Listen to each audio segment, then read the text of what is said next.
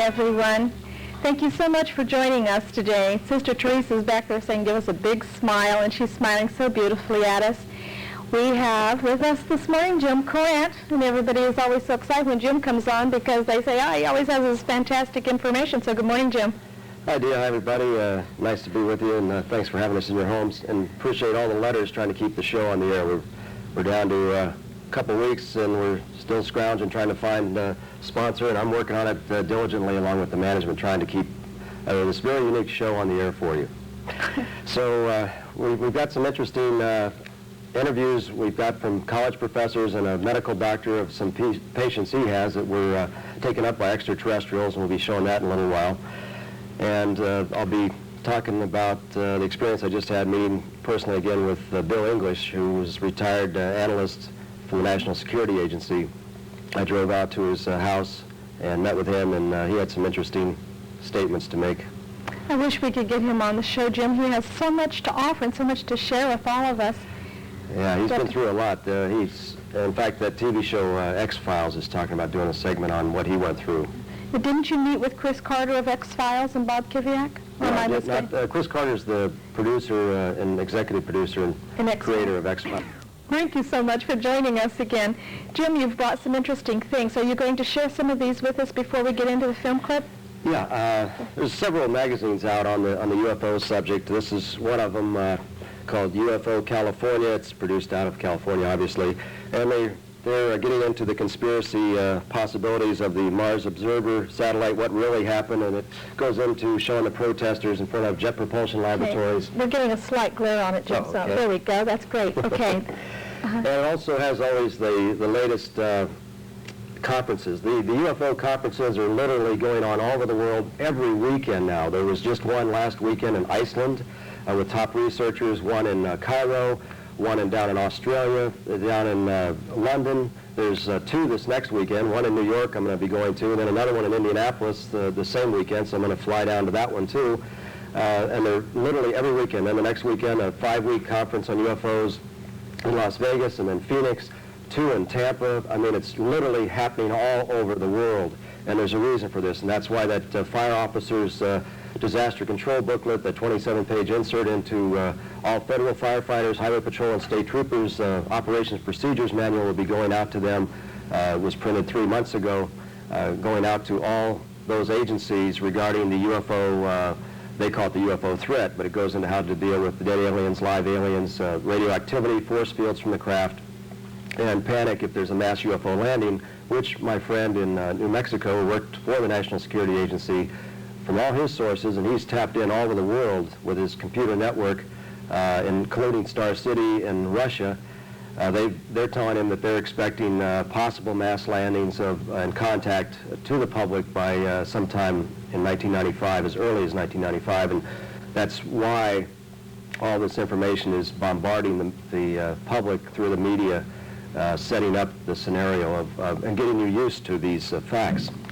One of the things he was sent through some sources, and we've never been able to get an actual photograph of this extraterrestrial, if it was one. It's a highly controversial photograph. It was used in several advertisements in major publications around the world back in 1989. He was sent an actual photograph, and I've had Dia psychometrize it.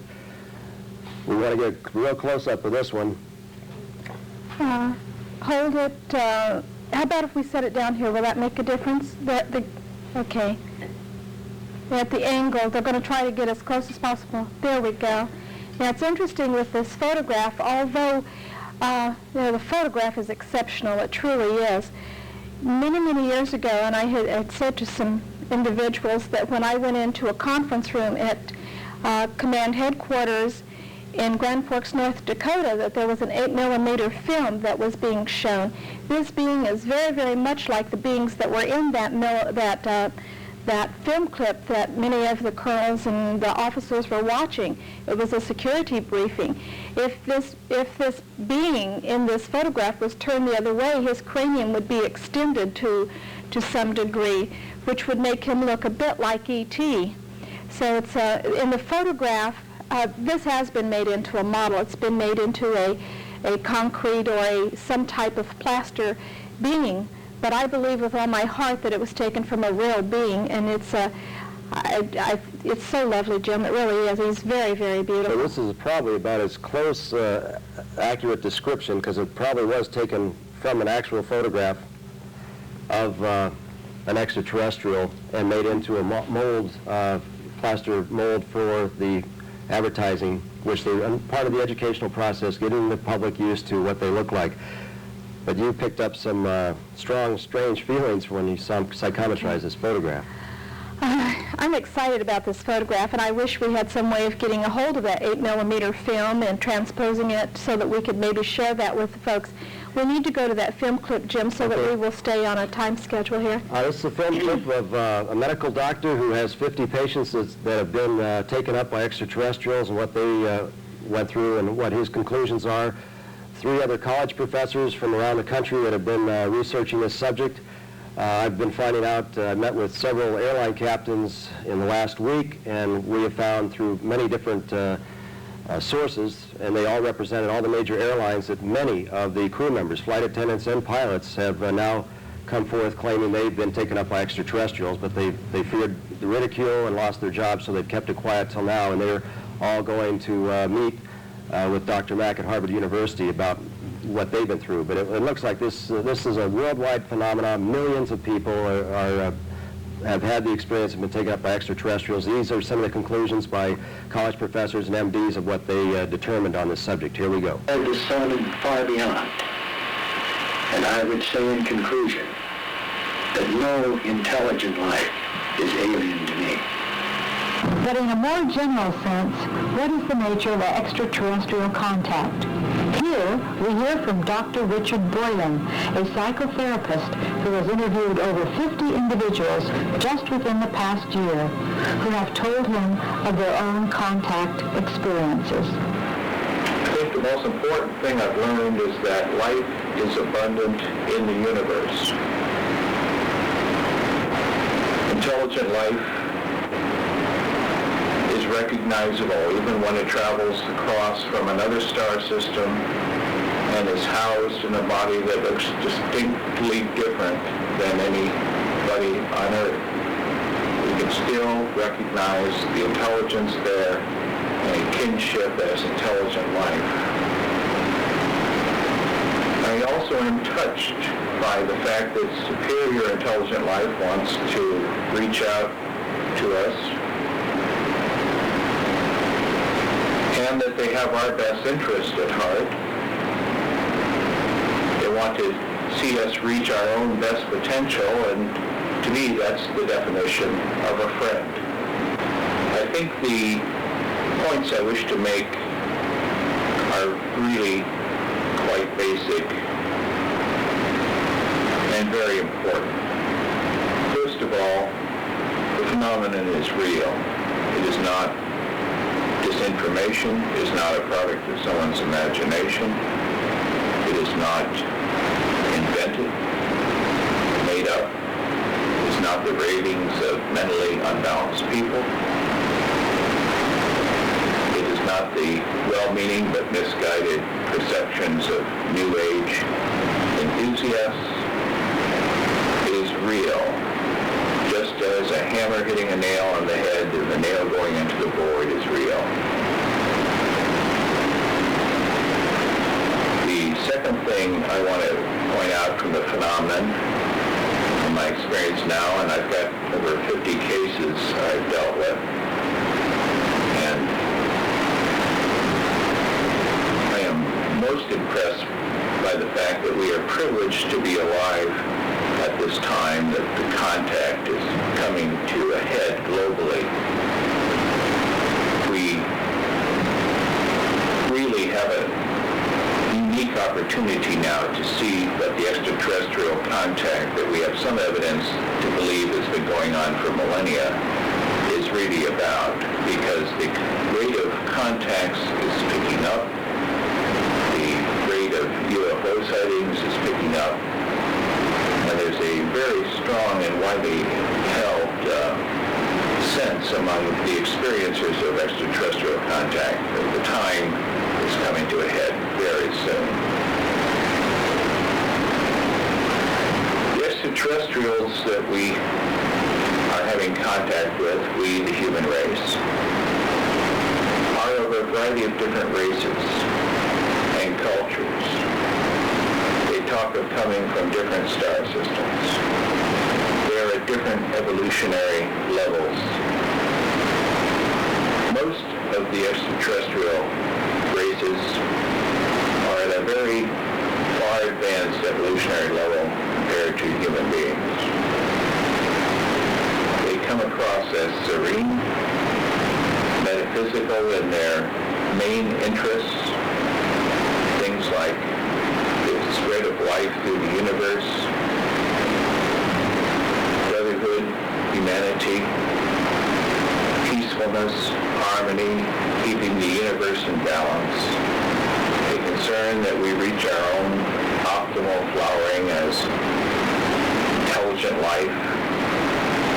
These are the kinds of concerns that the highly developed extraterrestrials, who are the vast majority of our visitors, put forth.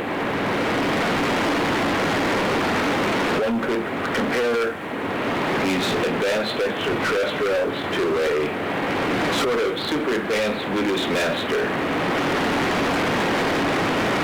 They are very peaceful, kind, encouraging, uplifting, altruistic.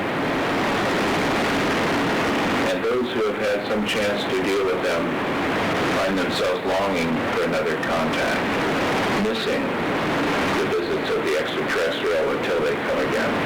What does this mean for Earth and our future? To consider very carefully other dimensions than just the physical.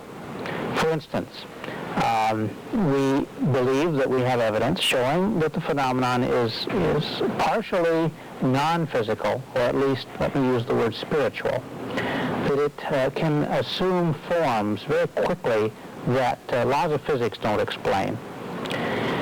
If this is true, then we must all remain open to this possibility that the phenomenon represents a spiritual dimension.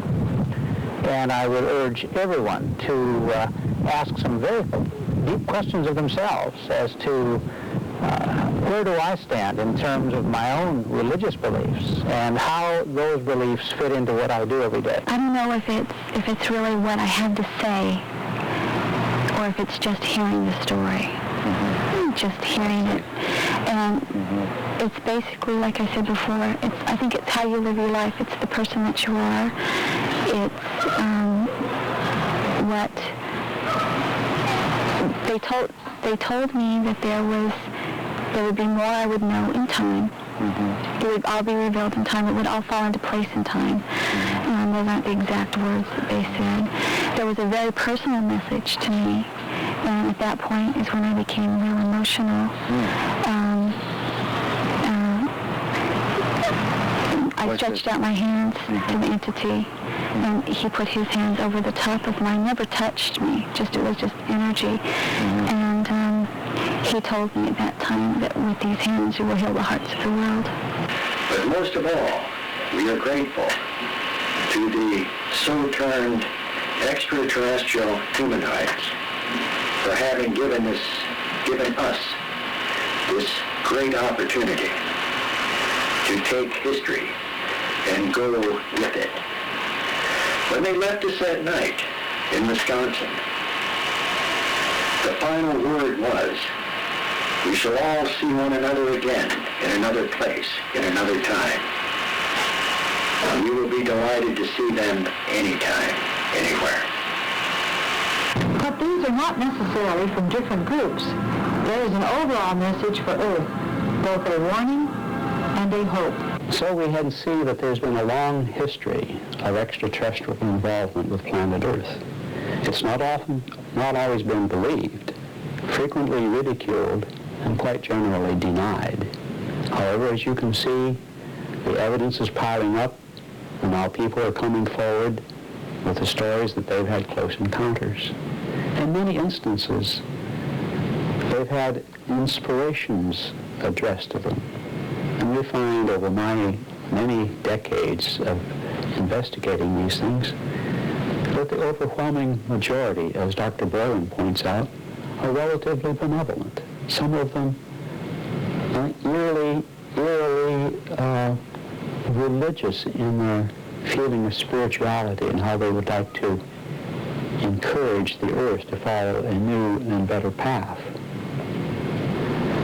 But, as always, denial comes, and we tend to turn off things that we're too preoccupied to really give proper attention to. We have much that we could learn from those extraterrestrial civilizations that are visiting us and who have at their disposal enormous quantities of not only technical information, but information about what works, what kinds of actions could be taken to ensure a stable and just and beautiful future for ourselves. Well, it will take a long time, perhaps. We haven't got much time. But we need to wake up.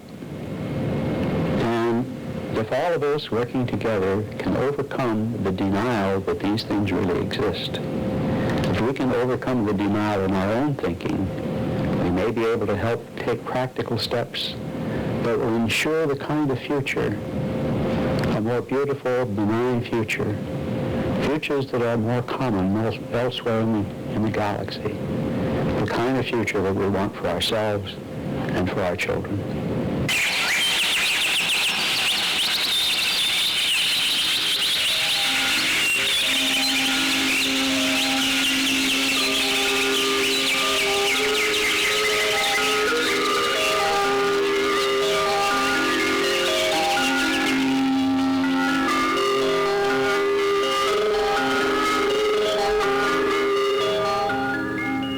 Wonderful to have someone else to share with us their concepts of these beings, and with such a gentle nature and one of sort of welcoming and anticipating something good coming from all of this. You do good work, Jim. Oh, thanks, Dee. That's why they're trying to change the term abduction to experiencers, because once the people have gone through the hypnotic regression with these medical professionals, and a lot of them are psychiatrists and such. Some of them are just highly trained in their field of hypnosis, but they are coming up with the same results. And once the people calm down, realize that just because these creatures look a little different and the experience was beyond our normal reality, they start realizing there's a lot more to this than meets the eye, and it's not to be afraid, something to be scared of. My friend from the National Security Agency, retired, Bill English, he has a photographic memory, and in fact a very unique type of photographic memory. Only 100 people in the United States have this. This was probably why he feels he was selected to analyze the Grudge Report number 13 for the National Security Agency regarding the whole history at that time up to 1974 of the UFOs. This is a sketch he did from his photographic memory of what he saw in the autopsy reports of one of the extraterrestrials. You can see it doesn't look like one of the grays from Zeta Reticuli. This was from another race. There was a cranium right down the middle of this creature, had 2 brains, and they estimated he used 55% of his brain capacity. But they're very friendly beings from what he saw in the reports, which is what they're trying to put across there with these college professors and what they're finding out. This is pretty much like the one that the little boy drew for us and said it was our new friend. We need to go to another break, but please stay with us and we'll be right back.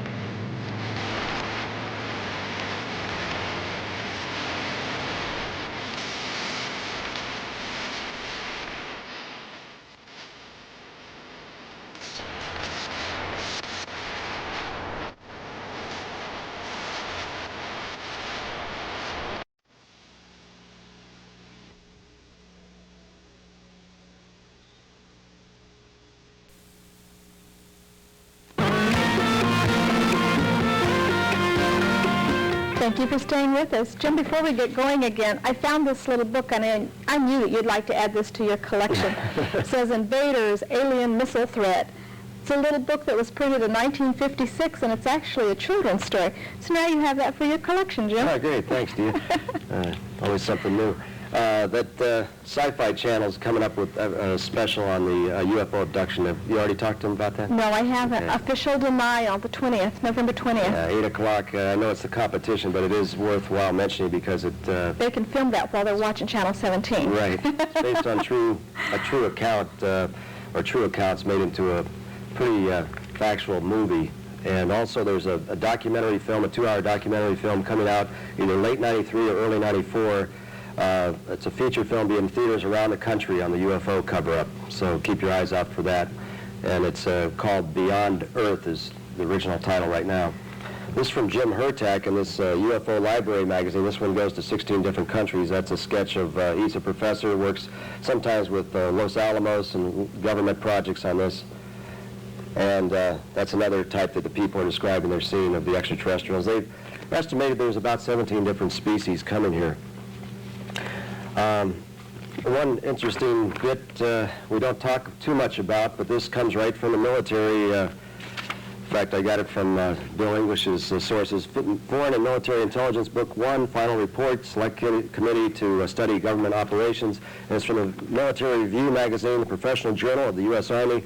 Talks about the government working with psychics, people that are aura readers, have astral projection abilities, out-of-body, they can command out-of-body experiences at will just about, and the Chinese, Russians, and other countries are all were into psychic warfare. This is dated December 1980, and it gets in, it's about 15 pages of what kind of psychic warfare the different governments are working with.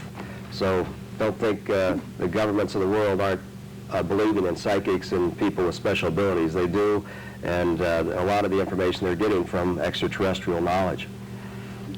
I'm glad you mentioned that, Jim.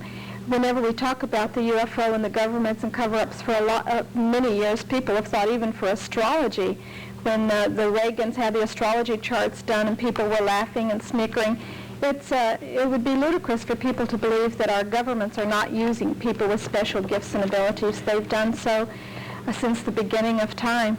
We have less than 1 minute left.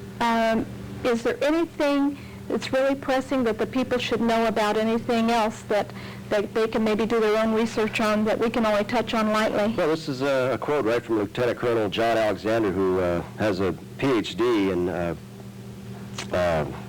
from the University of Wisconsin, and he works with the government, all this type of thing. But he makes the statement, the information presented here will be considered by some to be ridiculous since it does not conform to their view of reality, but some people still believe the world is flat. Other readers may view this as a conservative approach because such controversial areas as transmitters or Tesla wave generators from the hyperspatial areas have been dismissed. Leaders of all levels of the world need a basic understanding of weapons systems they may encounter in the not-too-distant future. And with that, we need to wrap it up. I'll be available for consultations. The government thought I was good enough to use for them, so I am here for your endeavors as well. So please consider that consultation. And Jim, thank you so much for joining us today. Please come back. Thanks, dear. And take my word for it, she is one of the best aura readers in the world. Give us a call, and if you want to talk after the show, we'll be here. Take care, everyone. God bless you. Bye-bye.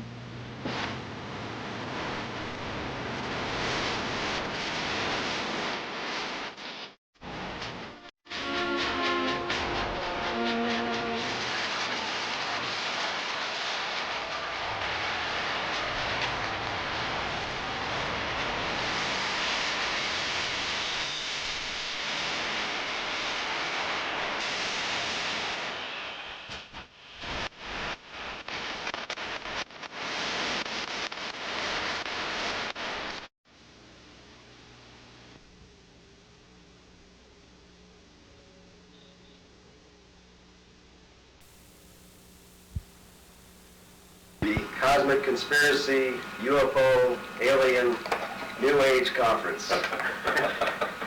And it covers a lot of ground. They have 40 different speakers here, and I'm interviewing one of the most unusual and most respected in the UFO field.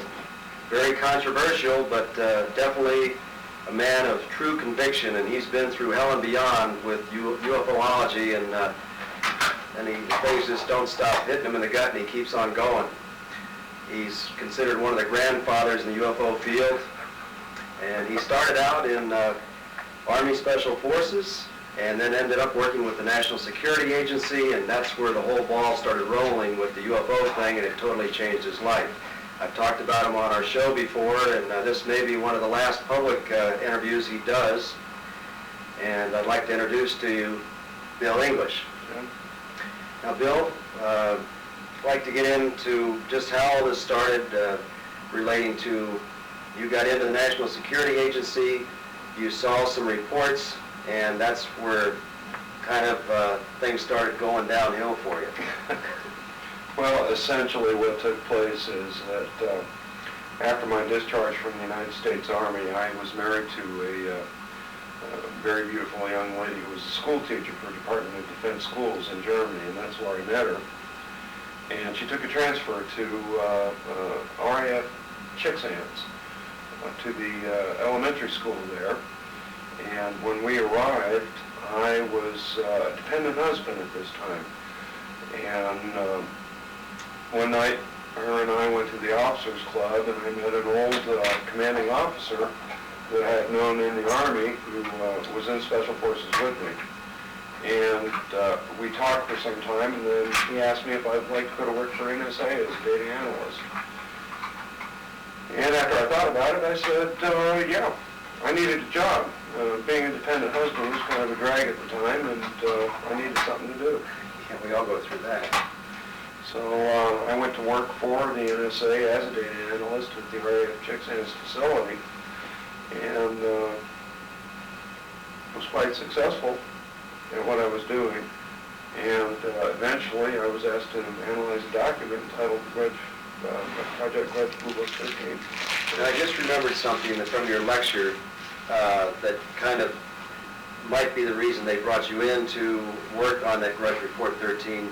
You had talked about the time in Laos when your investigative team, you were 19 years old, and you were sent out to investigate a B-52 crash in the jungle. Well, actually, we were sent out as a recovery team. A B-52 had crashed in Laos, and we were sent in to recover flight recorders,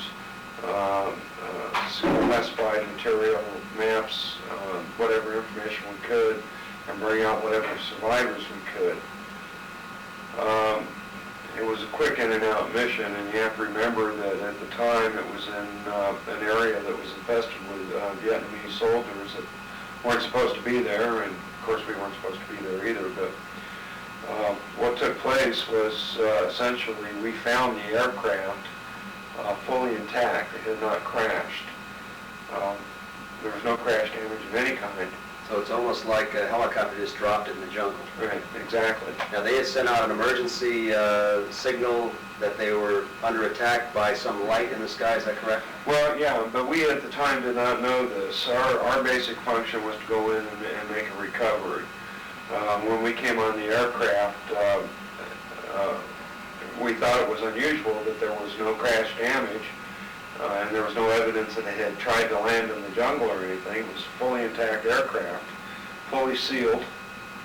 We very carefully used deck cord to blow the hatches, entered the aircraft, and when we entered the aircraft, we found the crew still in their safety harnesses, mutilated, in the classic sense of the word. Of course, at the time, we had no conception of what had happened, because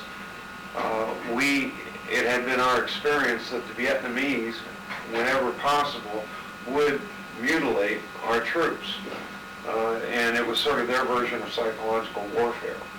So we accepted the fact that at the time that the Vietnamese had gotten there before us. But weren't you a little suspicious? How did a B-52 just perfectly land vertically into the jungle? We didn't think about it. Our basic concern was getting in and getting out as quickly as we could, because the enemy was there, and we quite frankly didn't want to wind up the same way the crew of the B-52 did. So you took the flight recorder, the photos, then you blew up the aircraft. We recovered the flight recorders, recovered dog tags, took photographs of the crew members for identification purposes, recovered whatever documentation and papers that were on the aircraft, placed satchel charges within the bomb bays, which were still fully loaded, and on the wings, and took off destroyed the aircraft with the bodies in it, returned to MACV headquarters in Saigon, turned in all of our information and material, and went on to other missions, completely forgot about it. Was there anything unusual about the mutilations that might have been different than how the Vietnamese were doing it to our soldiers? Well, there were several things, but at the time we didn't consider them. And first of all, there was almost absolutely no blood whatsoever on the deck of the aircraft, when there should have been pools of it. Genitalia had been removed, but that was pretty common for VC to do things like that. Sphincter muscles in the anus had been poured out and removed. And we know this because we had taken one of the bodies out of the safety harnesses to examine it further. Side of the face of several of the crew members had been skinned from the top of the cheekbone to approximately the half section of the face, literally clean to the bone. The bone was absolutely clean, and the tongue had been removed. And on a couple of the crew members, one of the eyes had been removed. Now, when you got back, were you debriefed on this strange encounter at all by the military? No, essentially what we did was we turned in our photographs, the material, the flight recorders, and the dog tags, and basically went on to other missions. So now we come back in, you're now with the National Security Agency, and you're getting in to be asked to review this grudge report. I was, by this time I had worked for the NSA for about a year and a half. Had developed quite a record for accuracy in my analyses of information. And you have to bear in mind that the information that we were getting in was information that was picked up from monitoring radio broadcasts from within the Soviet Union. And what we would do is we would take this information, translate it. People like myself would read the information, compare it to other information that we'd received, and collate it. And then we would make a determination as to whether or not there was a movement of some kind, personnel that moved, or there was some sort of activity taking place. And then we would write up a report on it and submit it back through proper channels, which in this case was materials presented to us by the officer of the day. We'd make our analysis and then return it to the officer of the day. So then through that, you were asked to review this grudge report. Well, essentially, I was given the grudge report by the officer of the day with orders to analyze the document. It was presented to me by the OD in a diplomatic pouch which had come from the American Embassy in Moscow. Did you have any clue at that time what it was about? I had absolutely no idea whatsoever what it was about, and frankly, at that point, I had absolutely no interest in UFOs of any kind. My life circled around radio-controlled models on Sunday morning and barbecues on Sunday afternoon, and my wife and my kids, and occasionally I would go out and shoot a little archery at the Rod and Gun Club on the base, and it was a fairly conventional life. You were a normal guy, and all of a sudden, poof, you're entered into the world of UFOs. What did you find in the grudge report, this grudge report number 13? Well, the report was entitled Grudge Blue Book Report number 13. And it was obvious that it was a compilation of data that had been gathered in Project Grudge and Project Blue Book. And essentially what it consisted of, to put it in a nutshell, was everything that the government had concerning UFO phenomena. You want to give us a quick rundown on what that is? Well, what it was essentially photographic evidence, reports on captured aliens, alien bodies, autopsy reports, abduction reports, relocation camps for abductees within the continental United States, technical reports on recovered UFOs, analyses toward defense against the weapons that were found on the UFO. They actually did find weapons. Oh yes, very much so. Very much so indeed. Has there actually been different cases where the aliens have fired on us, or do you think we fired on them first and then they fired back for defense? I don't know, but I think the B-52 is a classic example. From what I read in the report, there was no indication that the crew of the B-52 fired on the UFO. Now, you saw in the Grudge report, that was an interesting thing. You actually, while you're going through this, you ended up seeing your B-52 report in the Grudge report. We did, or I did, yes, that's very true. The photographs that we had taken of the crew members were under a chapter dealing with human mutilations and UFO contact. And that was a shock to you to see your It was a big surprise because at the time that we were going into the aircraft, we had no idea what was going on. In the report, does it say how many species are coming here? Why are they coming here? Why are they doing these mutilations? What the government's plan is? Did you learn much about that? There was a section that dealt specifically with the types of encounters that had been made. There were several classifications of the type of aliens. This was information that I discovered years later was readily available through Aerial Phenomena Research Organization, through their years of diligent work and research. However, at the time the report had been made, there was a classification of about 6 different types of aliens, to include what they referred to as red aliens, which meant red-haired humanoid type aliens, and blonde aliens, which were what we now equate with Billy Myers and that kind of thing. And of course, your typical gray aliens and are supposed to be reptilian aliens. Do they know where they're coming from, what they want?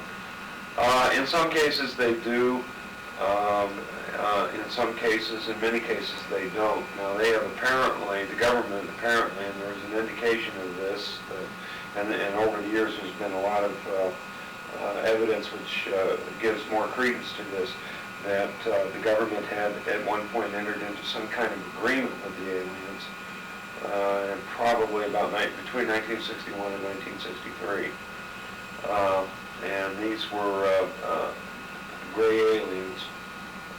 And apparently there was an association between the gray aliens and red-headed humanoid type aliens. So you really do think that our government or governments of the world have signed some kind of agreement with these aliens? Well, I believe there is an agreement, but I also stress and have continually stressed that the material I viewed could possibly have been false information that was designed specifically for me to read, and then the following circumstances that took place to disseminate among UFO devotees at the time. And I make no bones about the possibility. I personally don't believe that would be true, but it is a possibility. It is a very real possibility. Because you've been in this a long time now. 18 years now. And it definitely destroyed your life as a normal person. Let's get into, okay, you saw the Grudge report, you saw this information, and all of a sudden you were transferred out. Well, essentially what happened was 2 weeks after I filed my report, I reported to work one morning, was informed that the base commander wanted to talk to me. I was escorted to the base commander's office under guard. His name was Colonel Robert Black, and after being made to wait for approximately an hour, I was escorted into Colonel Black's office and informed that my services with NSA were no longer needed. To which I replied, okay, debrief me and give me my final paycheck and I'll go home. Well, Colonel Black said, no, I'm afraid it isn't going to work that way. You're being deported back to the United States. Well, in my stupidity, I said, okay, fine, I'll jump on a plane and come right back. And I said, please let me call my wife and tell her what's going on. And he told me, no. You are incommunicado right now. You will be escorted to RAF Lakenheath, where you'll be put on a plane and flown back to the United States, which is in fact what happened. When I arrived back in the United States, my passport was immediately jerked. And I was unable to catch a flight back to the United Kingdom. And every time I tried to contact my wife via the telephone, the phone was either dead or a man would answer and tell me that they were not there or no longer lived there. I would write letters. The letters were returned to me as return to sender, address unknown, and that kind of thing. I discovered several years later that they had been immediately transferred to another base in England and had been told that I had deserted them. So from there, you ended up having the experience where you found out possibly where there was a crashed flight. Well, you have to remember that by this time a couple of years had passed. Okay. I had become associated with the Aerial Phenomena Research Organization. I started looking into their files, trying to find answers. We had contacted Senator Barry Goldwater and asked for his intercedence into the problem. He tried to help us, and he came back to me and said, "Bill, I have been told to mind my own business or else I will not get involved in this." Because your father was a state senator from My father, Mexico. no, my father was a state representative for the state of Arizona.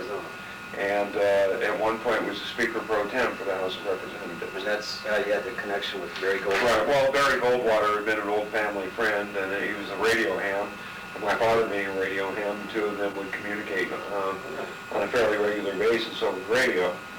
And at the time, Senator Goldwater's endorsement was a big help in helping my father get into office. So through those files is where you found the possible location of a... No. No, what happened was, by this time, a couple of years had passed, and after going through a great deal of trauma and turmoil, I had a little store in Trailblaze Town in Tucson, Arizona. And I was still having some basic problems dealing with what had happened and everything, but I was starting to get my life back on track. And one day, lo and behold, Colonel Robert Black walked into my store. And he told me a story about how very shortly after I had been cashiered from NSA, he had been forced into early retirement. His operations sergeant had been forced into early retirement, and that they had evidence that there was a UFO buried at White Sands Missile Range that was too large to move, so it was left there. And he told me that he really wanted me to go with him and the sergeant so that we could be vindicated. And after giving it a brief amount of thought, I decided, okay, this is what I will do. So I sold my business, took the money and invested it in a vehicle along with money invested by Colonel Black that was designed specifically for cross-country desert travel. It was a van, and on the van we had nifty little things like what we affectionately referred to as the ground radar, but in actuality it was radar system off a boat, which cost a great deal of money. We had cameras, photographic equipment, camping equipment, and that kind of thing. You were ready for action. We were ready. And we started in Belen, New Mexico, traveled north toward Albuquerque along the perimeter of the White Sands Missile Test Range, traveled across the range, and then back to south toward Alamogordo, New Mexico. And along the way, we would stop and make incursions into the range to see if we could find anything. Finally, we entered into the range through the White Sands National Monument. And back in those days, you could sleep out on the monument overnight. You could camp out over there, and it's since changed. But we entered the monument about 4:30, and our vehicle was equipped to travel across dunes, and we traveled across the sand dunes onto the range properly, and it was going on about 7:30, 8 o'clock in the evening, getting pretty close to sundown in the middle of the summer. And I was about 1,000 meters in front of the vehicle with a metal detector. Colonel Black and his operations sergeant, and for the life of me, after all these years, I cannot remember his name. I'm sure it's written down somewhere, but were riding in the van, following me.